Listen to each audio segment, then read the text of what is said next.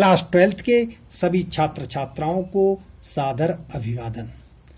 आज हम पढ़ेंगे आपकी हिंदी की पाठ्य पुस्तक अंतरा भाग 2 के अंतर्गत प्रसिद्ध पाठ तुलसीदास। तुलसीदास जी हिंदी भक्ति काल के प्रमुख कवि माने जाते हैं। वे राम भक्ति शाखा के प्रमुख कवि थे। तुलसीदास जी की आपके पाठ्यक्रम के अंतर्गत 2 शीर्षक हैं, भरत राम का प्रेम और पद। भरत राम का प्रेम शीर्षक के अंतर्गत हमने प्रथम पद पढ़ लिया है। यह प्रथम पद, इसमें ये रामचरितमानस के अयोध्या कांड से अवतरित है, भाषा अवधी है और अनुप्रास अलंकार का सुंदर प्रयोग किया गया है। तो आइए देखते हैं दूसरा पद।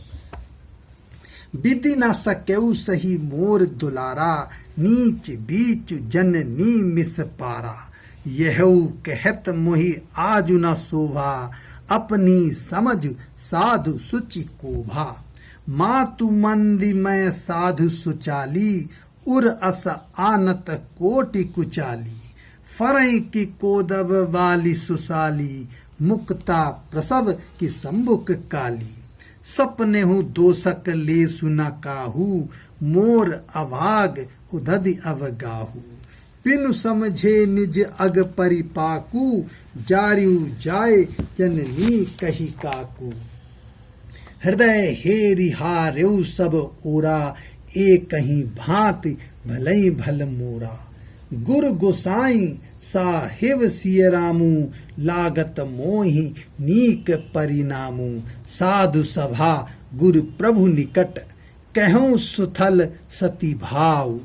प्रेम प्रपंच की झूठ फुर, जाने हूँ मुई मुनि रघुराव। तो इस दूसरे पद के अर्थ को हम समझते हैं। भरत जी कहते हैं, विधाता मेरे और प्रभु श्री राम के बीच में जो प्रेम था उसको सहन नहीं कर सका और उसने नीच माता के बहाने हमारे बीच में अंतर पैदा कर दिया है। दूसरी पंक्ति, यह कहते हुए आज मुझे शोभा नहीं दे रहा है, क्योंकि अपनी समझ में तो सभी साधु के समान पवित्र होते हैं। विधाता या माता को दोष देना उचित नहीं है। स्वयं कहने से तो मैं पवित्र या सज्जन नहीं हो सकता। तीसरी पंक्ति, माता नीच है और मैं सदाचारी साधु हूँ या अच्छे चरित्र वाला हूँ, ऐसा भाव हृदय में आना ही करोड़ों पापों और दुराचारों के समान है। चौथी पंक्ति, कोदो एक मोटे चावल की किस्म होती है। भरत जी कहते हैं, कोदों से एक अच्छे धान की फसल पैदा नहीं की जा सकती। ठीक उसी प्रकार काली घोंगी जो होती है, घोंगी मादा उल्लू को कहते हैं, तो काली घोंगी मोती पैदा नहीं कर सकती।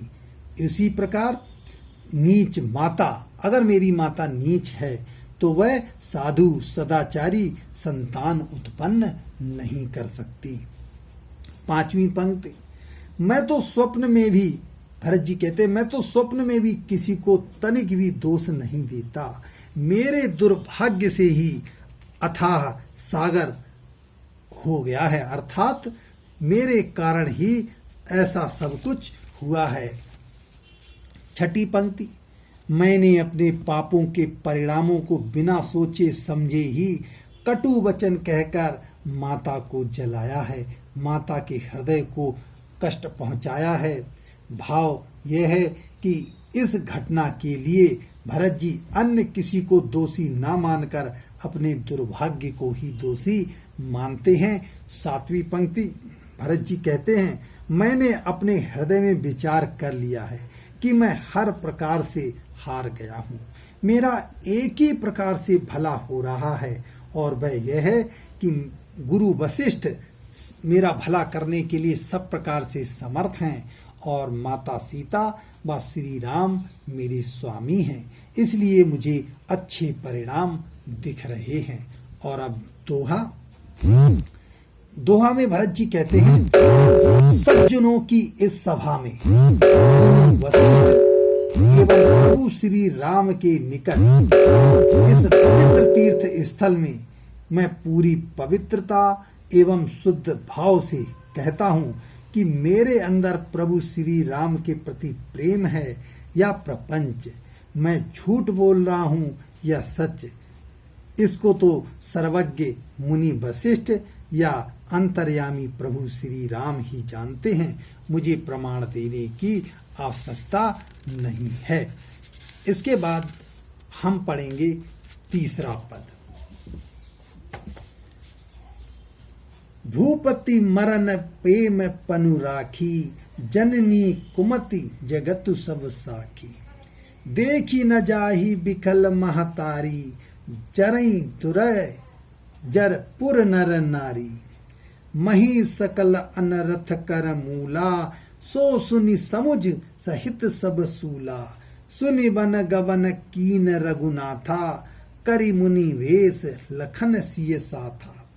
बिन पाइन पाए दई पाए, शंकरु साखी रहु एहि घाये।